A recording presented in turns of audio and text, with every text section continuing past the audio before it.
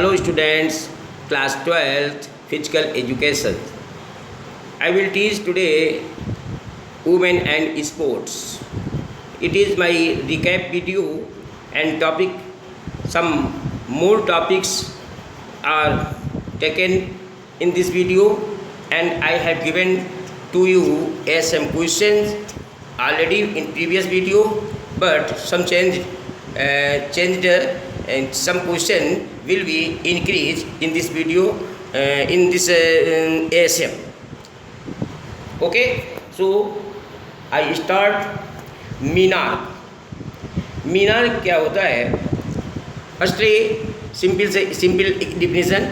It is the first natural cycle and is central event of female puberty. Menarche जो है, menarche की जो girl first menstrual period, ये first time जो menstrual period होता है गर्ल्स में, it can happen as early age in 9 और अप टू एज 15 एज तक की गर्ल्स में ये फर्स्ट टाइम मेंस्ट्रुअल स्टार्ट हो जाते हैं. During this period girls feel tension and emotional, so special attention should be given to them. उनको attention special देना चाहिए this time. As a sports person a young women has to take special care herself at that time. अपनी care मुख्य रूप से रखनी चाहिए उसको इस समय फर्स्ट पीरियड है. तो फर्स्ट पीरियड जब गर्ल्स में होते हैं वो मीनार के कहलाते हैं. ये एक नेचुरल प्रोसेस है. It is natural process. जब एज 9 to 15 ईयर्स की गर्ल्स की होती है, फर्स्ट टाइम में जो मेंस्ट्रुअल होते हैं वो मीनार के कहलाते हैं. So after that I will discuss about second point, menstrual dysfunction. Menstrual dysfunction, painful and irregular menstrual cycle of women to be on the rise with the decreasing involvement of the women in the physical fitness and endurance sports. Female due to participation of women in physical fitness and competitive endurance sports, the incidence of the menstrual dysfunction has increased long distance. लंबे समय तक जब dysfunction बढ़ते जाते हैं running करने से and after sports other और दूसरे स्पोर्ट्स खेलने से may lead to the alternation in androgen oestrogen and progesterone hormones जो है इसमें एक बढ़ जाते हैं हार्मोन्स उसके विच इन सम वुमेन में डायरेक्टली और इनडायरेक्टली रिजल्ट, जिसके कारण से एक एमेनोरिया इनफर्टिलिटी हो जाती है. Absence of the menstrual periods or infertility, ये इनफर्टिलिटी हो जाती है उसमें डिस्फंक्शन के कारण से.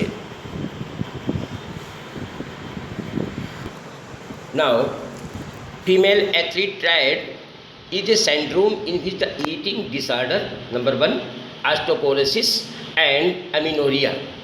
Eating disorder effect adversely on the body पर ये प्रभावित करते हैं. ये ट्राइड ये तीनों प्रभावित करते हैं. दी फीमेल एथलीट ये सिंड्रोम है तीनों related to condition generally seen in the teenage or adult females athletes who are not meeting their energy requirements नहीं हो रही मिलने which ultimately leaves them under rest.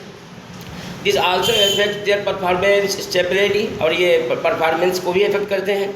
The 3 components of the female athlete triad, ये 3 हैं जो बताए गए अभी तीनों.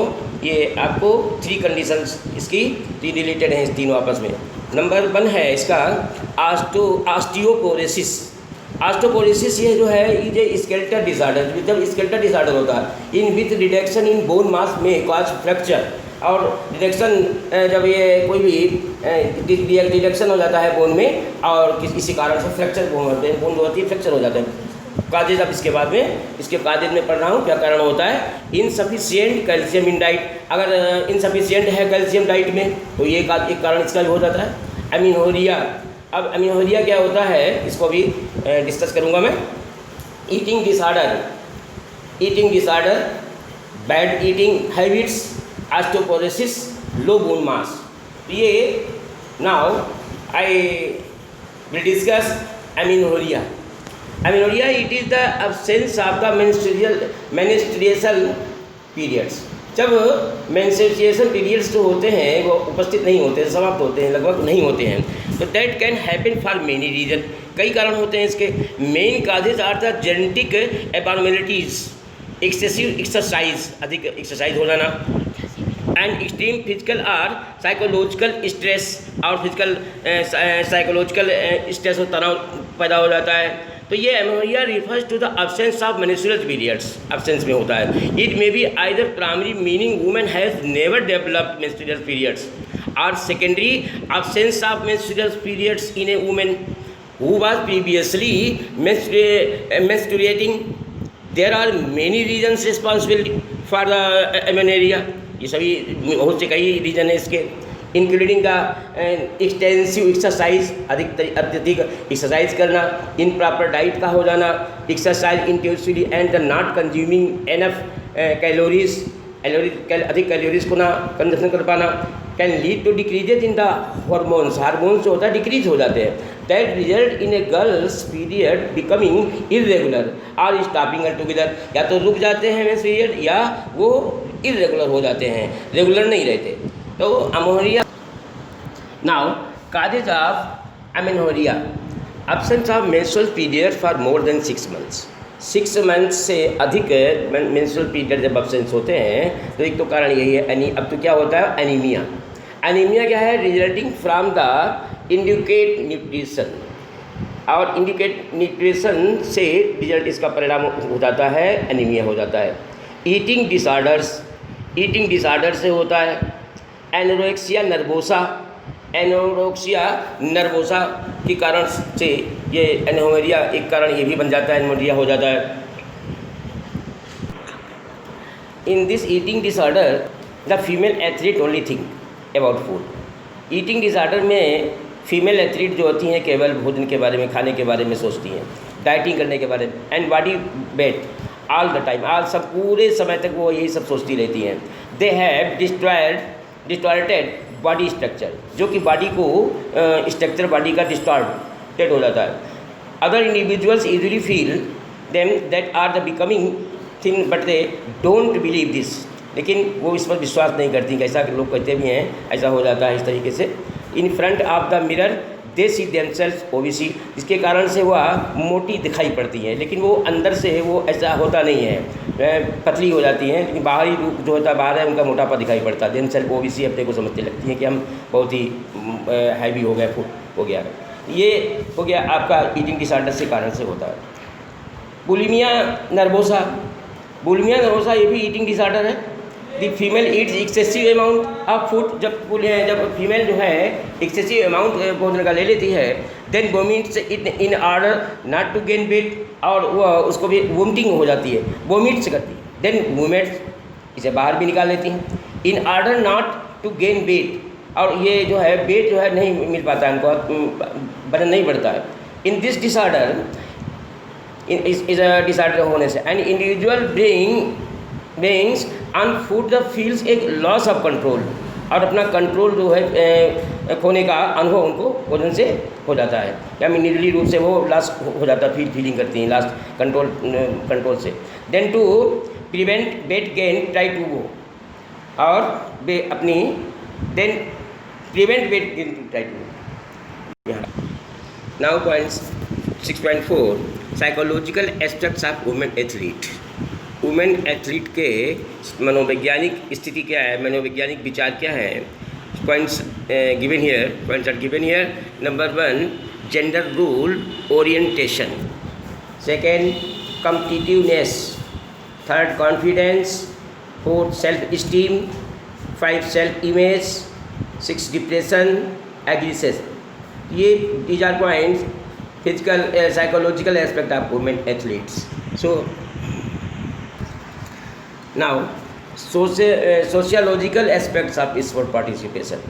वे थे आपके पहले psychological aspects, now sociological aspects क्या होते हैं स्पोर्ट पार्टिसिपेशन के। नंबर 1 तो फैमिली नंबर पॉइंट्स में आता है। Interest in sports by children usually preceded by the parents interest. Parents interest के द्वारा ही बच्चों के खेल में इंटरेस्ट बच्चे लेते हैं। जब पेरेंट चाहता है तभी बच्चे पार्टिसिपेट कर पाते हैं किसी भी स्पोर्ट्स में।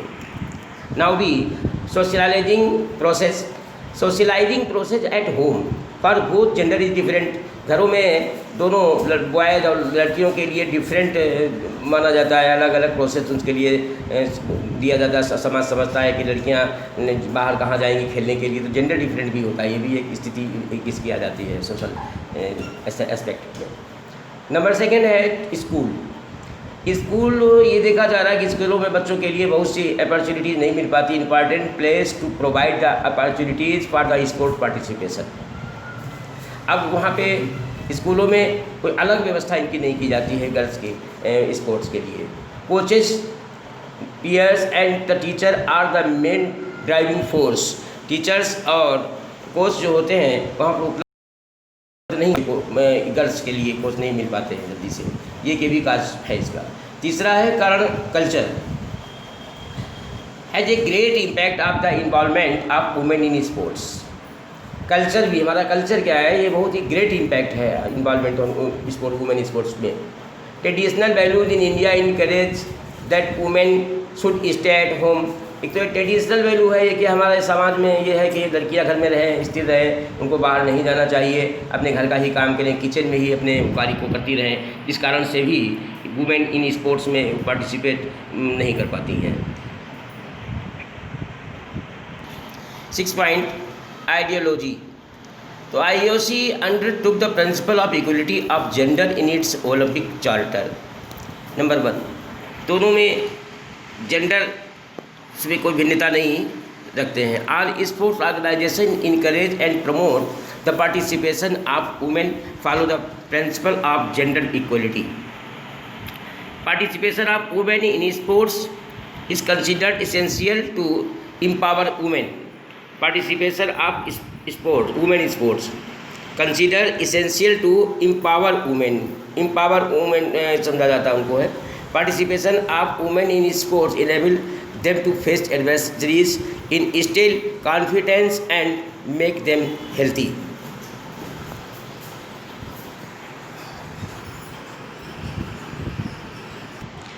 Now this chapter has been finished.